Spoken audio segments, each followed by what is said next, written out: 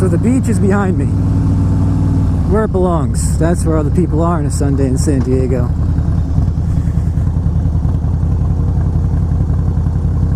I don't want to come across as a spoiled brat, somebody who doesn't understand the spectrum of weather across the world, but I know San Diego has a reputation for good weather. And it may not be a surprise to some of you that, well, it's perfectly appropriate. Every day it's 70 and sunny. It rains a handful of days a year, like 15 minutes at a time. But it's pretty unbelievable. So anybody who's really big on doable weather that doesn't interfere with any of your outdoor activities should look into Southern California. But I'm sucking exhaust fumes at an incredible rate. This traffic is nuts. And housing prices are not cool. Nothing's perfect, right? But yeah, I just wanted to clearly communicate that it is as ridiculously nice as you may suspect.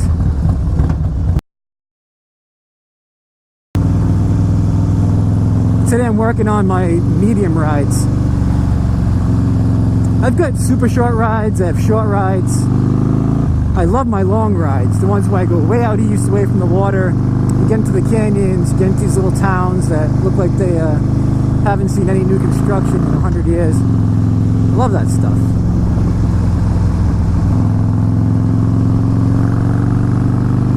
Problem is, you go for one of those long rides, it's a large part of a day. It's like 4 or 5 hours, and you know, you can stay out there for 8 hours easy. You eat lunch, you keep going out there, you see new things. I mean, there's so much to do when you get out towards the desert, mountains. You get the food out there, scenery. I mean, it's a big draw, but we don't always have a whole day. Then I have my super short rides, the ones I try to squeeze in, you know, the ones I took on a Friday night. That's what you do when you're married and you have a kid. You squeeze in these short motorcycle rides at night. You know it's dangerous outside because the drunken youngsters are out there. But it's somehow stimulating to do 100 miles an hour on a sport bike down the highway amongst drunk people. I know it's completely inappropriate, but I'm not going to lie to you. So the medium rides are where it's at. Today's a good day for a medium ride. Got a little bit of time, a couple hours, but I don't have, you know, a good 4 or 5 hour chunk here. Babies are in constant need of attention, so we need to make some compromises. Now I've got a good medium ride. That's the one, Paseo Delicia. And thank you, Dario, for explaining that was delightful walk, although I prefer delicious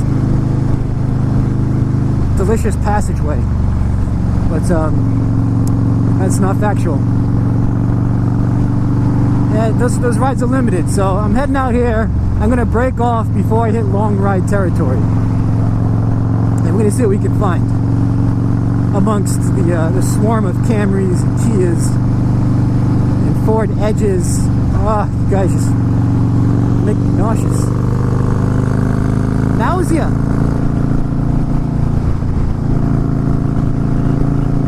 So we know what Carmel Valley is all about. It's actually not a bad medium ride road, I don't think. We'll have to try that sometime. Put her on the list. Go a little bit deeper. So we're getting away from the coast here. We're getting away from the traffic. I may have mentioned this in the past, but everybody in San Diego, they live on the coast, they live a little bit from the coast, or they live far away from the coast. But most people, when it comes to any downtime, recreation time, which in San Diego is every day, after 2 p.m., they head for the coast. So, unless I'm at the beach, I'm out of there. I don't want to hang around that crazy fest. The Del Mar Fair, it's just dirt and sugar everywhere. Get me away. Give me some fresh air. Give me a nice vista. I noticed this helmet moves so much air that there's a lot of wind noise when I'm talking at these speeds. A lot of people would try to find 1,000 ways to try to reduce the wind noise. You know, you could put one of those, you know, hairy cat assholes on here, and whatever else you got for your trickery. Not I'll just scream at you. But you see, now we're in the land of the exact same house of a slightly different color or same color. The land of builders buying up chunks of land and cramming in as many homes with as small a yard as possible and selling them for $1 million a piece. Oh yeah, you heard me. All these places are like 800 plus. Look at this. The ones on the right are probably more because they look a little different. The ones on the left, they're a little more shoebox-ish, you know what I mean? Let's try Camino del Sur. Let's give this road a try. This thing's like $1 million. It's amazing.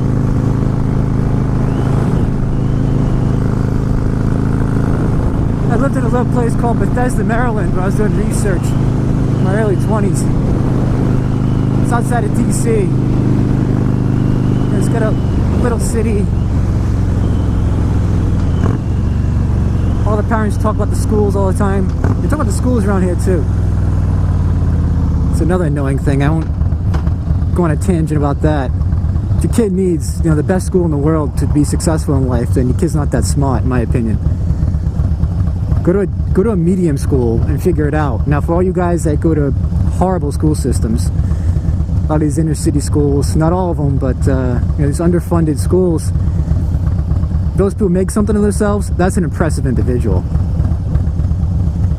People in these areas, even outside of DC, they're bred for the Ivy League.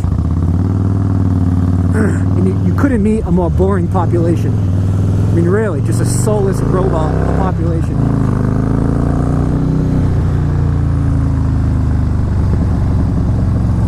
See what Del Sur's got to offer here.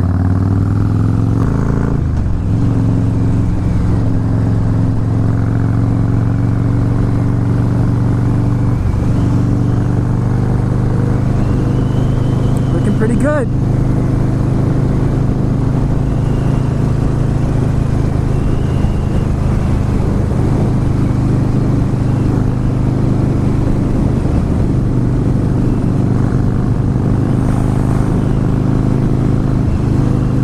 Little curve here, little swaying curve, little fat boy curve.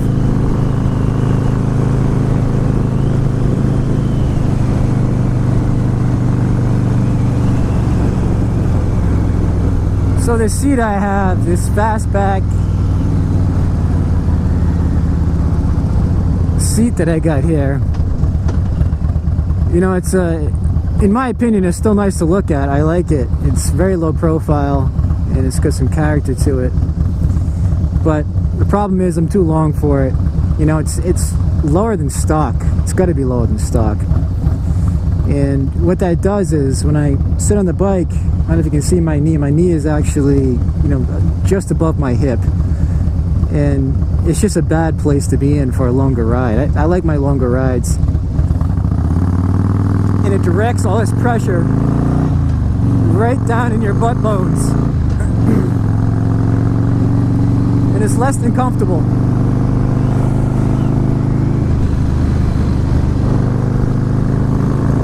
So I need something higher. As an experiment, I put a little blanket. It's about 2 inches thick. Now, the problem is, you know, how much a substance compresses and all that. It's quite variable. But if I can get something that's a little higher than stock, it'd be much more of a dream to ride. That brings the bars lower compared to my shoulder as well, which isn't exactly something I'm looking for, but you know, higher could be annoying, lower is not going to be a problem. It's going to increase blood flow. As it is now, the bars are below my shoulders, well below, so I've got no issues as they stand. That's my next venture. problem is these seats, and you guys have been stuck in this, these seats are real expensive, especially if you suck it. And I want to get backrest in the new one too, just, you know, for longer rides in case I need it or want it. And if you go all out on them, they'll eat you alive. Now if you just get a standard, you know, Mustang seat, for example, you can get $300 or $400. You can get out of there and not kill yourself too much.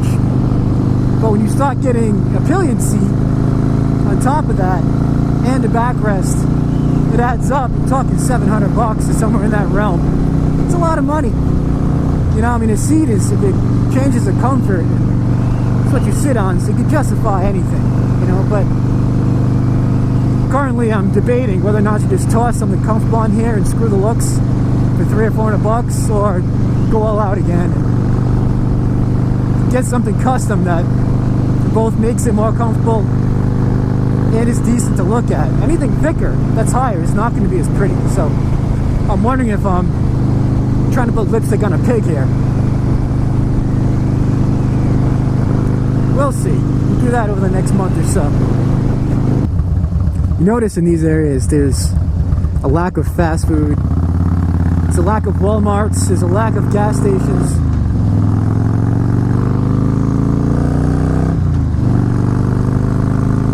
It's just a sea of housing. It's like living in an ant colony. There's clusters, and you can say, oh, it looks so wide open here. I know, it does, from a distance. If you get a nice perspective and you're on top of the hill, it's great. You have a nice sight. But I'll show you, when we get to a good spot, how tight they build these houses. And people are actually accepting of this, which is the buyer's fault.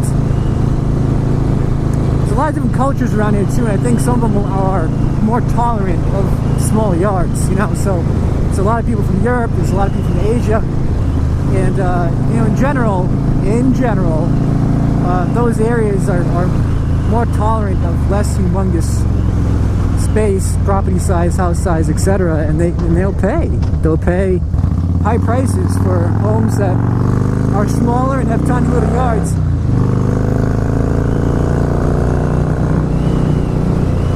You can see up there, for example, they're just packed in there. They have these little cubbies in the back. The kid wants to play baseball, forget about it. He's gonna jump your little confined fence there and throw a ball on a slope in the weeds.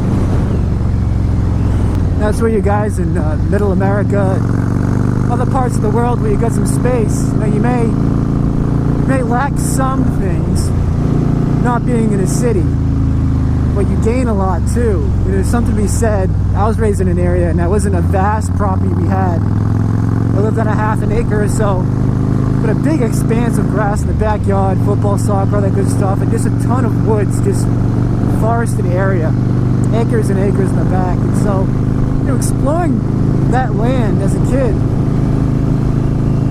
it's a nice experience. It's, you know, there's something about you know, developing in that environment that's very comforting.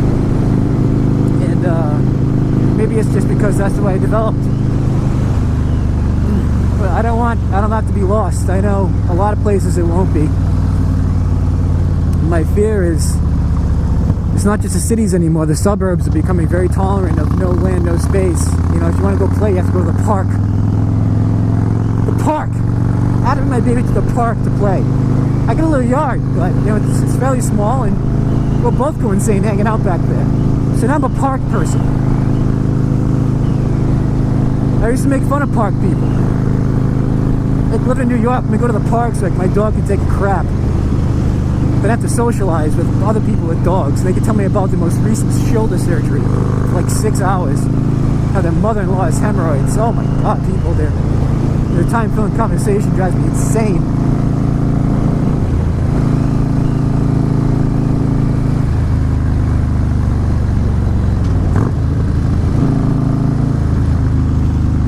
That's why when I go to the park, I bring a fake crack pipe with me and just put this piece of glass in my mouth.